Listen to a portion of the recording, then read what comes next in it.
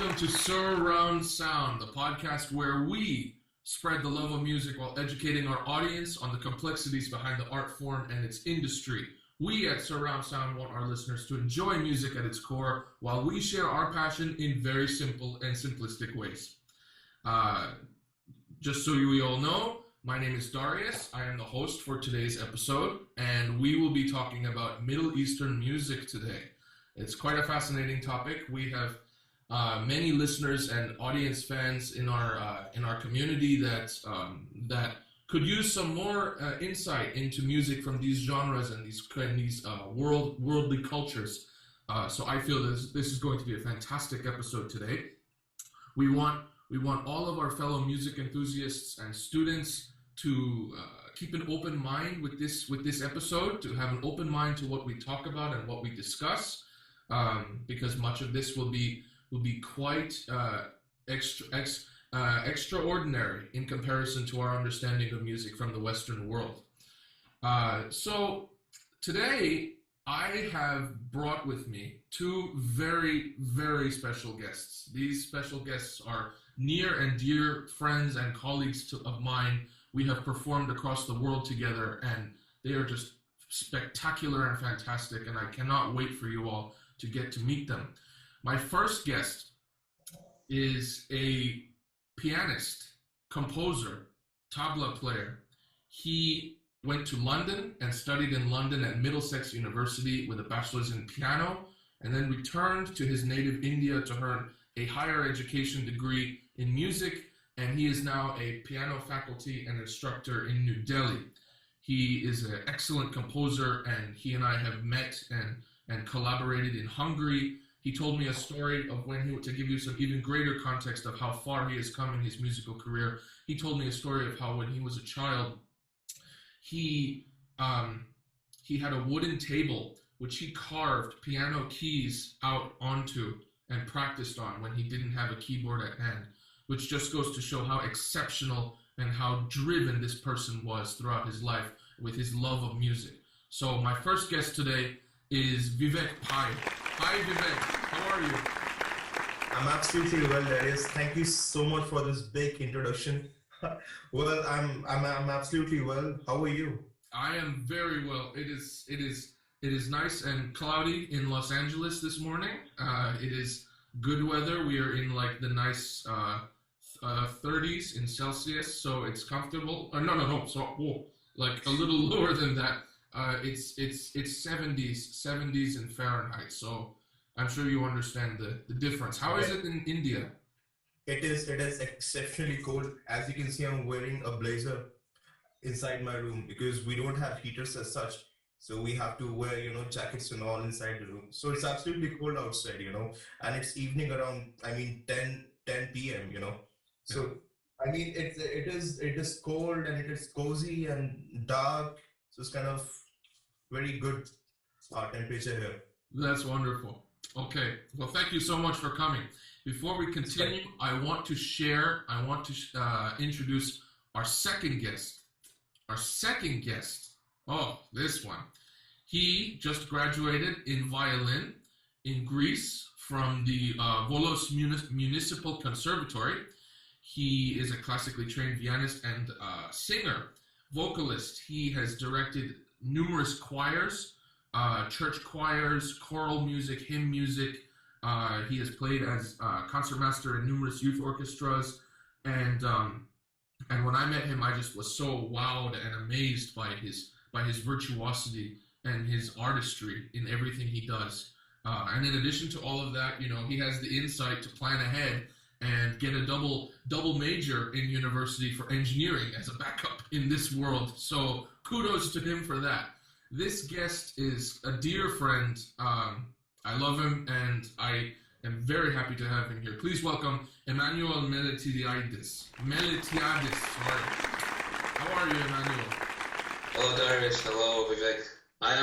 Meletiadis was correct. Okay, good. I'm fine. How are you? I am good. So tell us a little bit, where in Greece is Volos? Okay.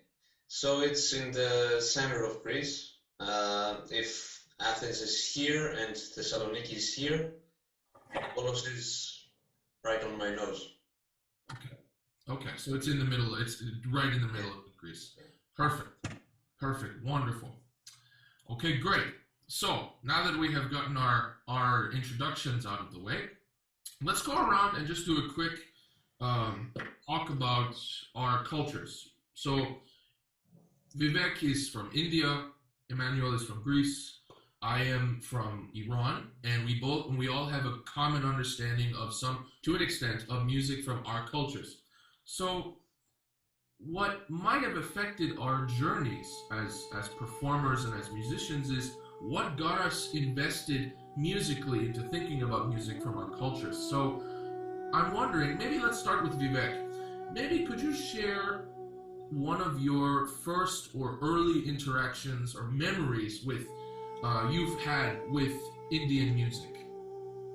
Well, this question takes me to my childhood when I was, let's say, I was in maybe like first standard of my school. When I was like maybe 7 to 8 year old, I was going to these concerts around, and my father always took me to the concerts of Indian music, of Indian percussive music like tabla. So I was always wondered like how these people had been playing all those instruments so fast. So my upbringing was always around music, and I mean there was always in the morning Indian bhajans, Indian ritual music, and all of those things were around my ears. So that's how I was introduced to Indian music. I didn't know what it was actually, but like all the time in my house there was kirtans, songs, Indian music was always being into my ears. So that kind of practice actually affected me and kind of evolved me as a musician when I went ahead and competed. So this is how I felt music has been put into my ears and how I transform now. So that is kind of memory I can recall now. Was the first interaction when I went to a concert and listened to different artists at that time. That's very interesting. That's quite an upbringing, being raised and having that kind of develop your persona throughout your life.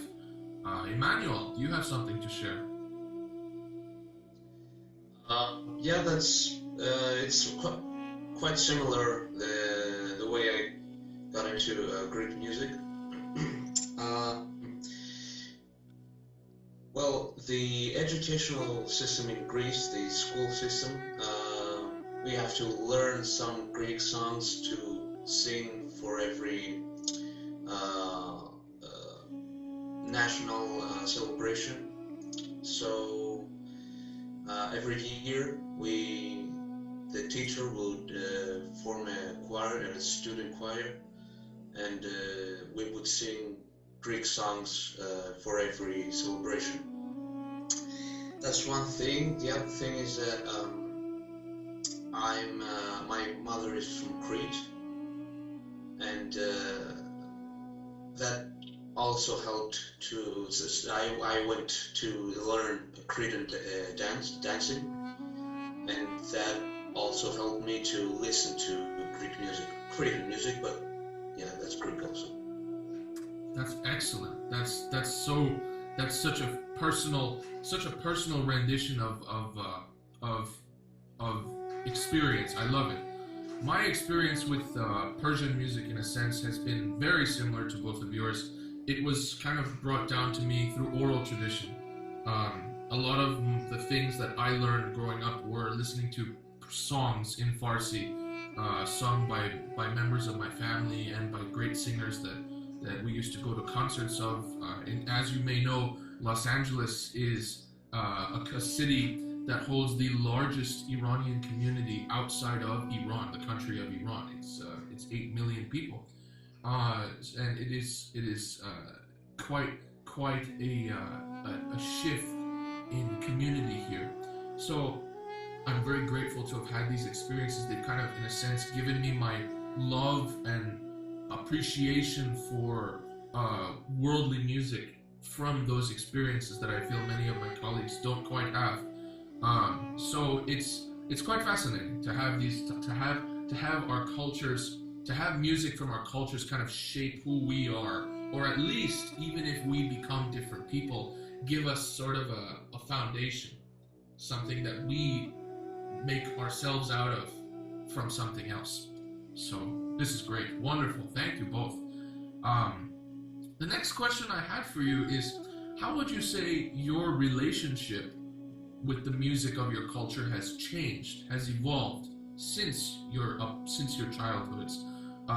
Does this music continue to influence you? Does it inspire you as performers and composers? What are your thoughts on that? Maybe we go backwards. Emmanuel, what are your thoughts on that? So, I always loved Greek music. Well, as all three of us, I grew up with Greek music, and through the years I took some Byzantine, how is it called? Byzantine, thank you. Byzantine music lessons. And what else? I remember my grandfather, well, he's still alive. He would, every morning he would sing a Greek song. It was his favorite routine, every morning routine. So that's how I grew up, with listening to my grandfather singing Greek songs. excellent, excellent. Vivek, how about you? My relationship with, as far as I'm concerned, with the music I've grown up with Indian music has been evolved dynamically, because my father was also a very enthusiastic music lover. So he firstly brought a small keyboard, when kids started to play, and then he was also very enthusiastic with the job, with the duties of his life, wife and family.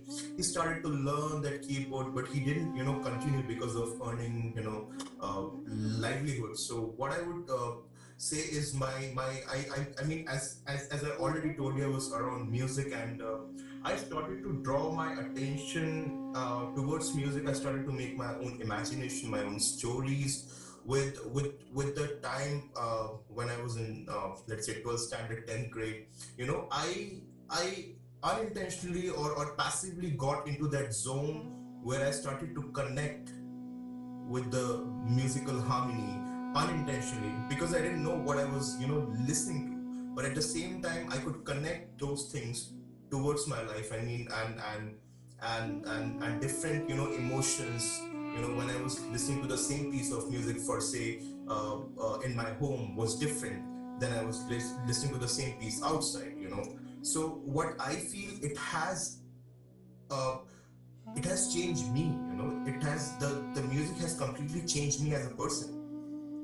I may not be mature in general life, but yeah, I'm very mature when it comes to music, when it comes to tonality, when it comes to different way of approaching a certain piece of music. So that is how I feel it has completely changed. And because of musical life, my friends also changed.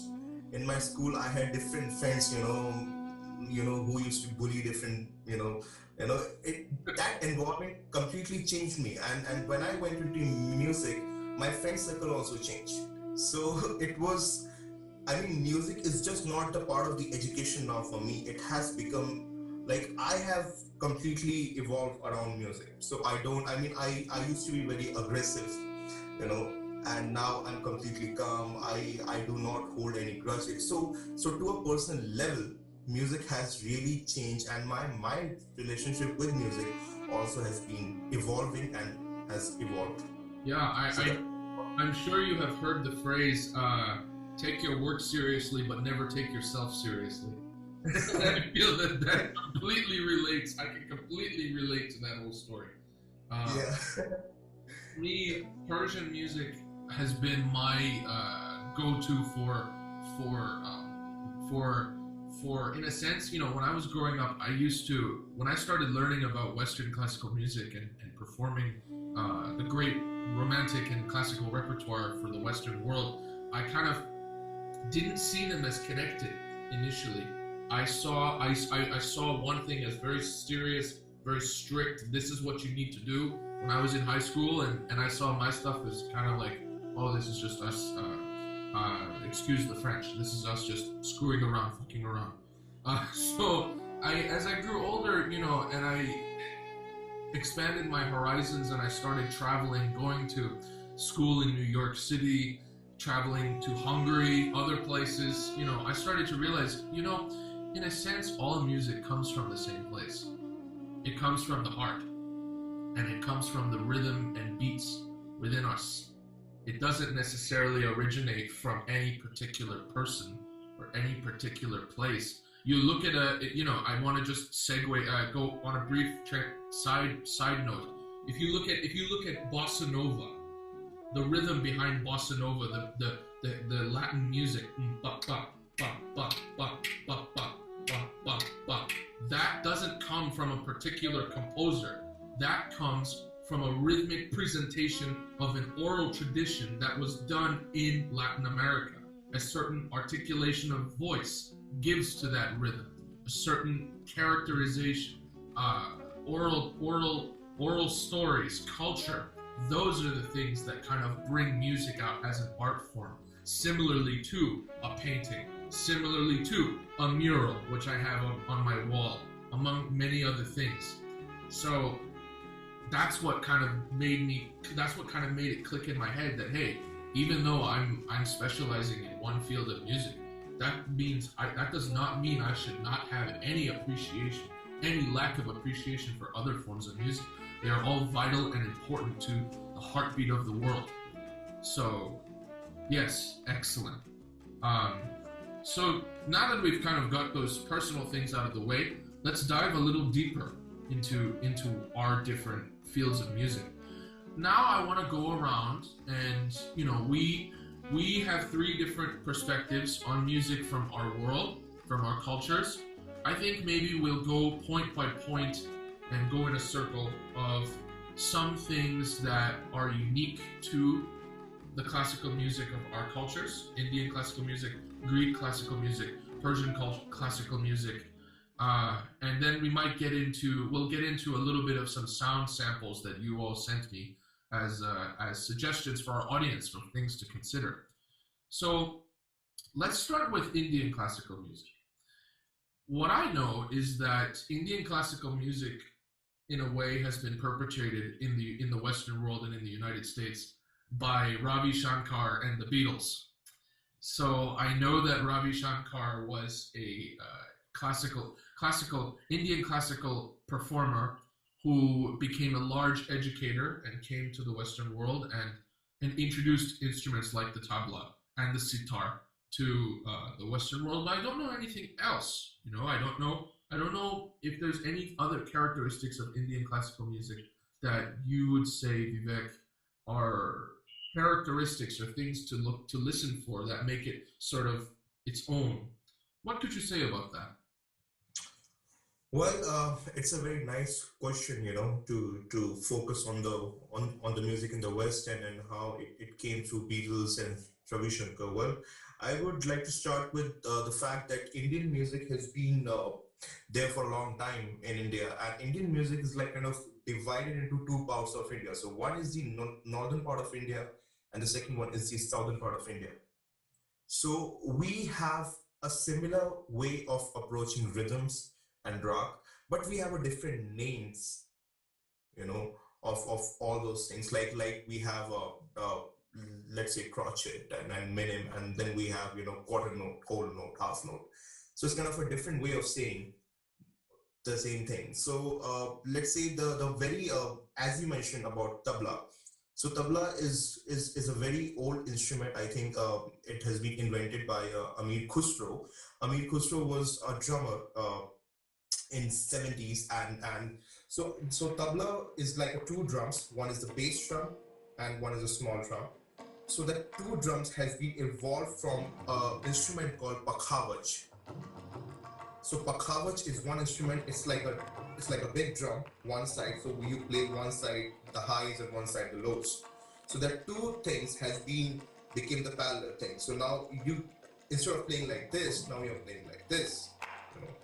So that is the bass drum and that is the small drum. So that is called tabla, and tabla, there are like different schools in India, probably 8 now, you know. So 8 styles of playing the same instrument. So every school has their own history, like history in the sense 40 years, 50 years, maybe 100 years of different, different style of playing the same thing. For example, we have bowls. Bowls is like different sound. So bowls is like na, ta, tun, dha, tin, ta. And the same thing, if you go to the south, it becomes ta, ka, di, mi. And because in south, they still follow the old traditional instrument, which is like this they play. So that is what we call mridanga, pakhavaj. So that is the pakhavaj style, which we're gonna hear in the recordings. That is why I wanted to show the viewers that recording where there's a use of a pakhavaj and the tabla at the same time. So they'll get a good view of how the old instrument was and the new instrument tabla is, you know. And I wanted to give you a small example. For example, if we take a rhythmic pattern in southern India, that would be, let's go in the numeric way. So 1 2 3 1 2 3 1 2 3 4 1 2 3 1 2 3 1 2 3 1 2 3 1 2 3 4 1 2 3 1 2 3. Now that is it is going to be in the southern India. That is going to be tak it dhimi tak it tak it tak it tak it tak dhimi tak it tak it. Now the same thing if you go to the north.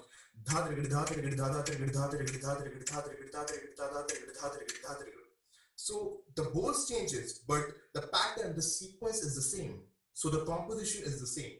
So that is how tabla has been there, and now tabla has been used as mostly as accompaniment instrument for the vocals, you know, for different gaikis. So gaikis is basically a singing. So different style of singing, you know, maybe a bhajan singing, a ghazal singing, a Bollywood style of singing, and it also accompanies sitar. So there's a very famous player in India. His name is Ustad Zakir Hussain. His father, he passed away. His name was Ustad Allah Rakha. So Ustad Allah Rakha used to accompany Pandit Ravi Shankar.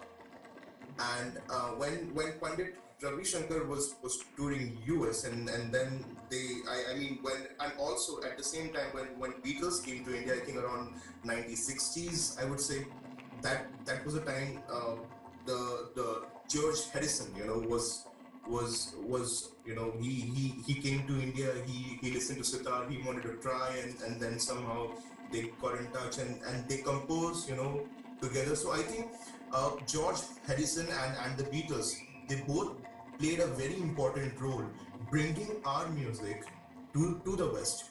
So most of the people who grew up listening to Beatles, they also know about sitar, they also know about tabla, because those things were brought up by George Harrison and the Beatles.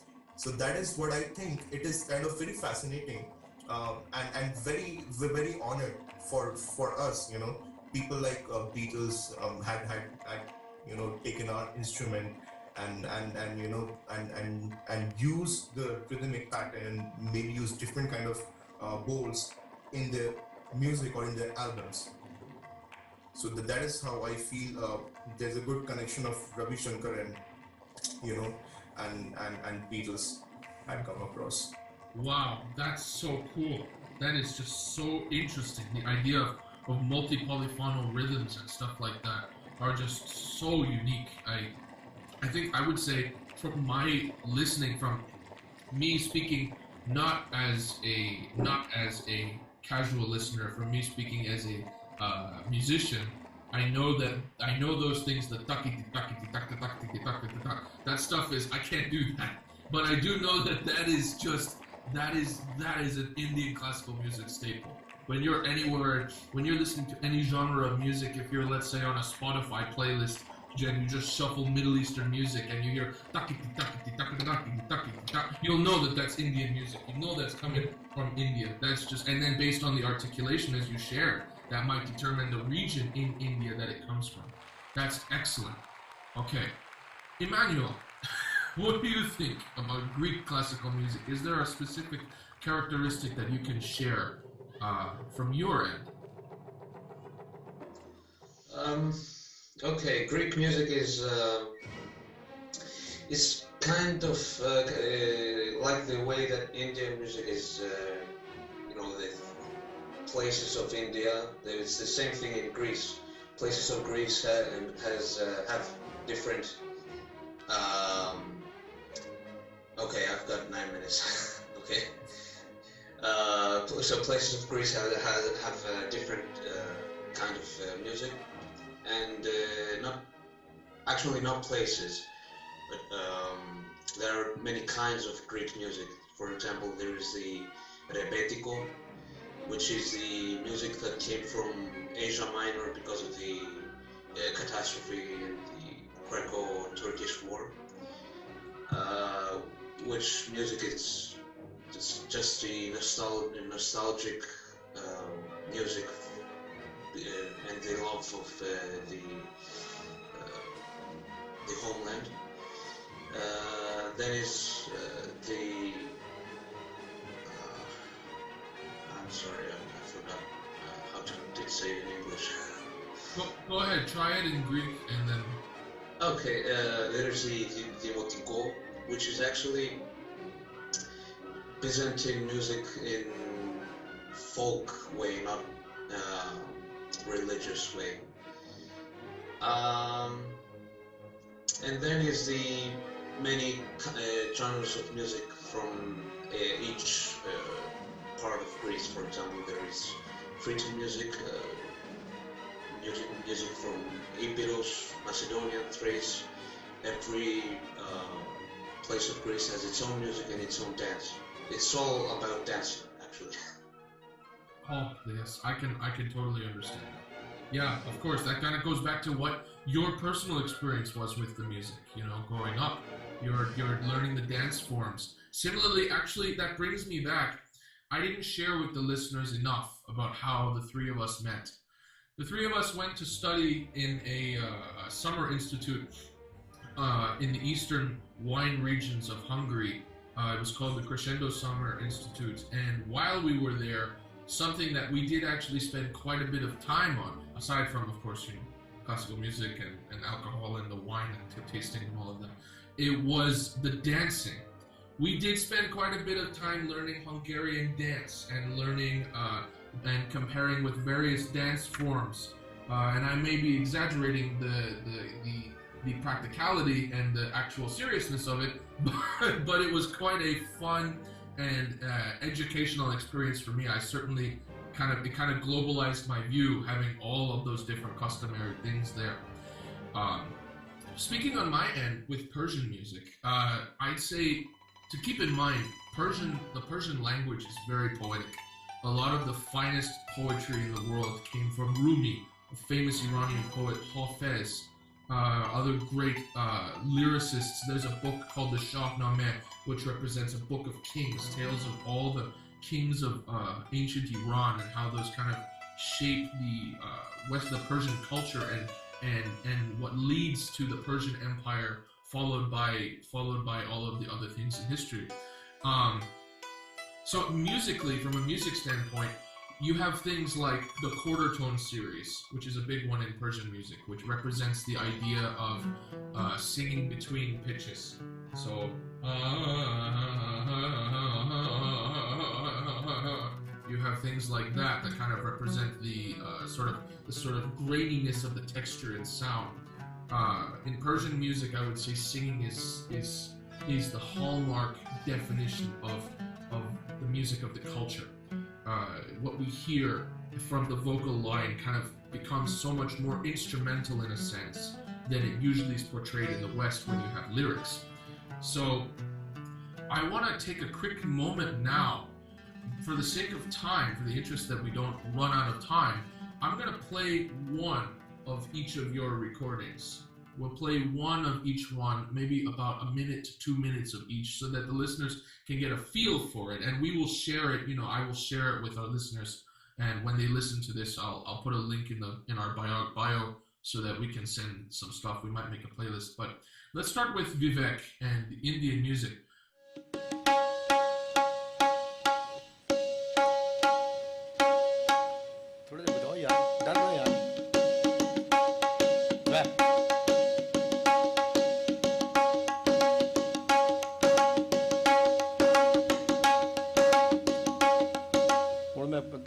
घर में variation ज़्यादा नहीं कर सकता, time काफ़ी हो रहा है, मैं कहना हर जगह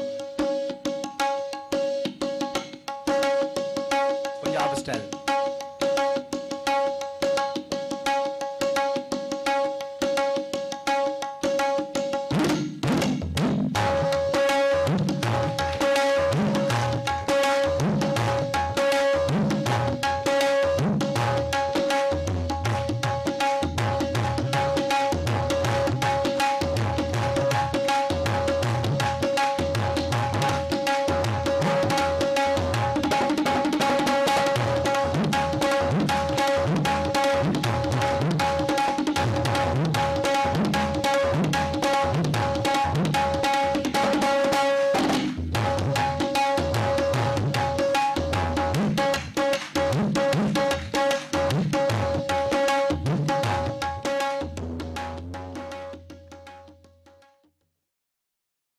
That is so awesome.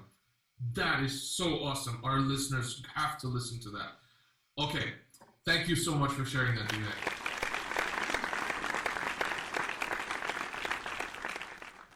So let's continue with Emmanuel's piece.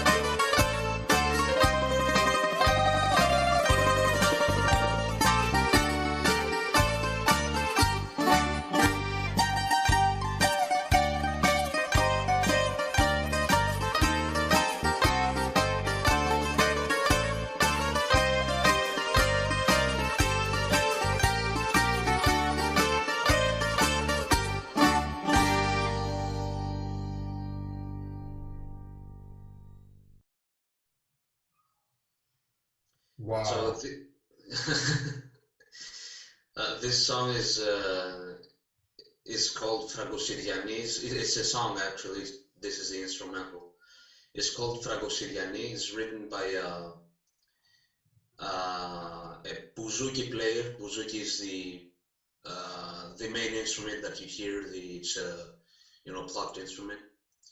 And this songwriter is probably the Michael Jackson of Greek music, of repetico. This is repetico, and it's about a beautiful woman whom he saw once for 5 seconds, and he never saw her again. It's got the Greek storytelling in it as well.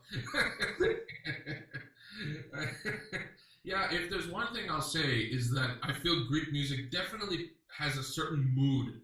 There's something about the texturalism in the melodies of Greek music that convey that kind of mood, and I feel as though that mood propagates in some Western culture. It almost gives me a sort of, I know this is Italian, but it almost gives me a sort of Godfather-esque, feeling. So yeah, right.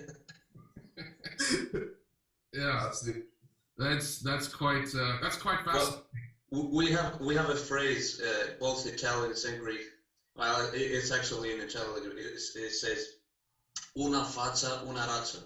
It means one face, one race. Okay, interesting. So we feel that we're actually same thing, both Italians and Greek. Absolutely, yeah.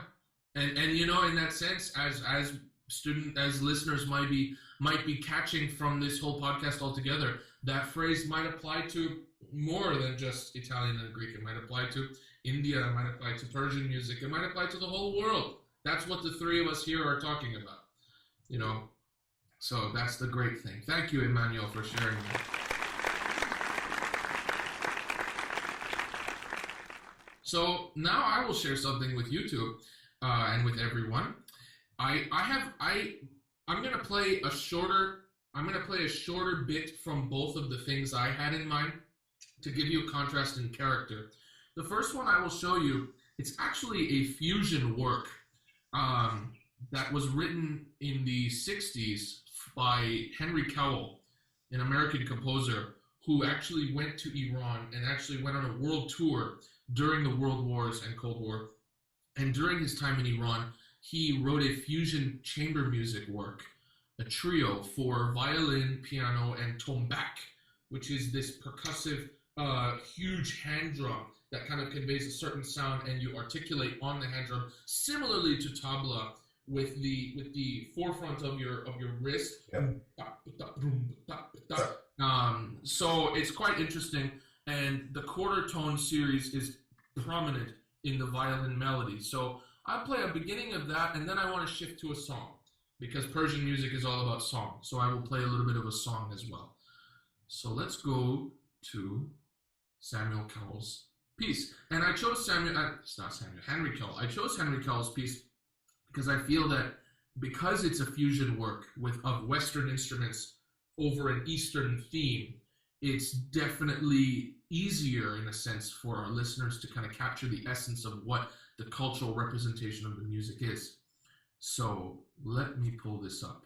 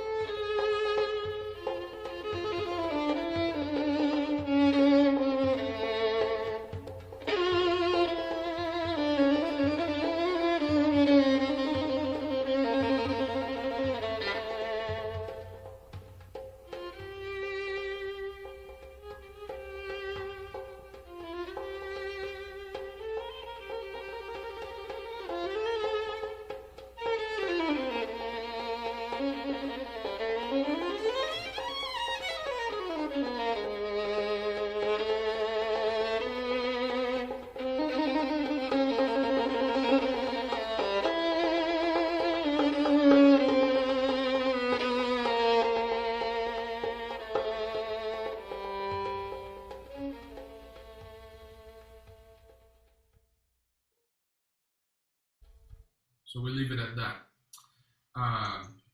And before I go to the song, I will say that, interestingly, from a performance perspective, with three of us being performers here, it's worth noting that, you know, good performance practice is very prominent here because it almost feels natural, you know, because the performer, the violinist, is performing as a Western performer, coming from that Western mindset, playing the violin, but being able to articulate quarter tones so eloquently is something that takes work, because in a sense, it kind of defies Western ear training that you might have studied in school or taken. I am someone with perfect pitch, and for me, pieces like this drive me crazy because it just goes against my complete tonal system in my head, my inner tonal system. But in a sense, it drives me more to learn about it. So now I will go to the song. This song is called Morga Sahar.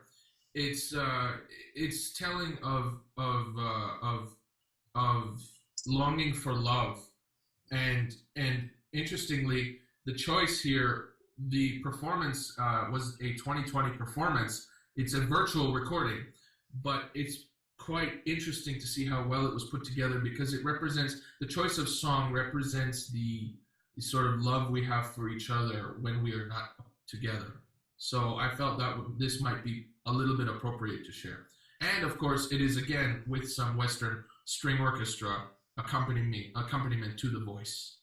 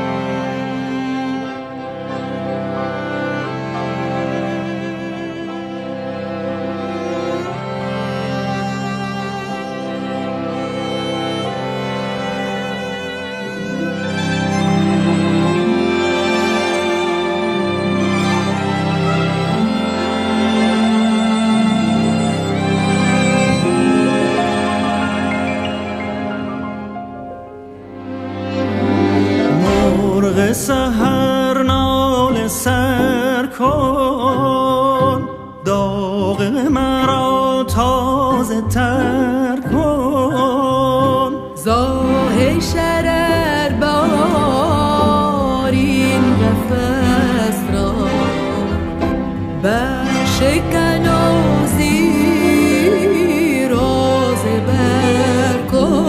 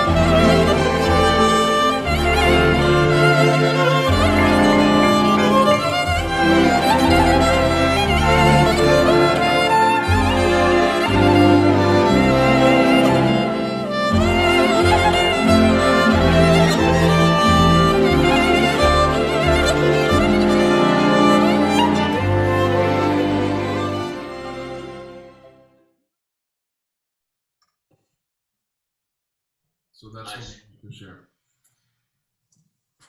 And that instrument is tur, which is actually quite similar to sitar in a sense from India. The quality of resonance, the number of strings, it's also quite representative of instruments from that cultural region. So those are my two song selections I wanted to share with you, and thank you for listening to the Uh, so now, as we kind of wrap up, there's a tradition in this podcast that I will share, that I would like you both to take part in briefly. We have a thing here called Music of the Week, where you share, this is a question for you both, you share, what music have you been listening to recently, and where is your musical taste going for the next week? Where do you think you might want to start going with what you're listening to? So I'll go first. I'm happy to go first. This past week, and again, it can be completely different from our source material, what we were talking about. This is entirely person-to-person basis. So what I was listening to last week, I was listening actually to an African song called Africa. It was a commissioned project 5-6 years ago during the Ebola epidemic in Southern Africa that was put together as a means of getting the word out through music on public radio to take care of yourself and stay safe during the Ebola epidemic. It's called Africa Stop Ebola. It's a very famous song. It hit like 9 million views, or no, 2 million views, but it reached and touched the souls of all of Africa on public radio. And I was listening to it partly because I had to, because we had a guest during one of my classes, but I actually got into it and I started listening more to the project. So recently I have been listening to some African music, African themed music. And next week I feel my taste is shifting. I might end up exploring some, kind of going back to Western, I might end up exploring some more music from Persian culture. I might want to listen more to some more songs, because I feel, in a sense, even, you know, with Persian music, as maybe you both have noticed, you don't necessarily need to know the language to understand the feeling, to understand the emotion, and to let that touch you. And as I showed as I shared in that method that I talked about, the eclectic method, phenomenology is something that we all can experience, and we can all think about. How does this sound in time hit you hermeneutically? What does it mean to you? What does it make you feel? How will that shape? How does that change anything in your day? Maybe it makes your day better. Maybe it makes your day worse. So I might want to explore more of, I need a little bit more of a cultural refresher on my end, personally, because I'm a bassoon player. So much of what I do is Mozart and Beethoven. So let's go to Vivek. What would be your musics of the week? Well, so far I have been watching this series called Mozart in the Jungle. It's American web series. Oh yeah. And I have been influenced by this crazy conductor, you know, and the way he tried to approach every piece of music, you know. So my interest would have been kind of going towards more about the orchestra and all. So I was researching, and I was going mad for this piece called Adagio for Strings by Samuel Barber, I think. Yeah. Classic. And I was kind of very fascinated by the whole strings, you know, build-ups and all. So I was kind of, you know, very fascinated and motivated by that. So I think that has been the case. But for the next week, my bucket list, you know, the first piece is always Messiaen's Turangalila Symphony. I was kind of, you know, going to read that score, and I wanted to explore how many, you know, climax and build-ups and variations are there. So that is my list. Like, I wanted to explore Turangalila Symphony for the next week by Messiaen. Yeah. Wonderful. Emmanuel. Yeah. Okay. Well, it's complicated. Today we decorated the tree here. Ah. So we had to listen to some Christmas music. In Greek? In Greek? Wait a minute. No. No, actually all the classics, you know, Frank Sinatra and Harry Belafonte, you know, all the classics. But I think what I listened to this week Yeah, the first thing that comes in my head is Beethoven Piano Concerto Number 5, the Emperor Concerto. Awesome. That is great. Excellent. Yeah, it's great. From Bernstein and Zimmerman. Yeah. I've seen that one. That's a good one. Zimmerman. I've seen Zimmerman. He goes crazy on that cadenza. Yeah, that is a good one. But excellent. Yeah. I cannot thank you both enough. Oh, I'm sorry. I forgot what the next week is. Yeah, go ahead. What are you listening to next week? I'm sorry. I think I really want to listen to Brahms Number 4 Symphony, because I never had the opportunity to listen it the whole symphony. Oh, okay. It's a good one. Yeah, I know it is. Yeah, you may have some audition excerpts of that in the future. Yeah. But, yeah. Well, listen, I can't thank you both enough. Bravo to both of you for being here, for fighting against the world and time zones and being open to my idea and coming to this podcast. I hope that our listeners, I'm sure that our listeners definitely took something away from this incredible episode, talking about Middle Eastern music and blend between music of the West versus the East. It's just amazing. I send my love to you both, and I know that when this pandemic is over, we will be able to soon see each other again and play music together again and dance together again and sing together again and drink together again. So my cheers to that. And I look forward to, a better year. So thank you both so much for everything. And thank you all for listening to SUR ROUND SOUND, the podcast where we have casual conversations about music and let music enthusiasts learn and cherish the experience with us. Thank you all. Bye-bye.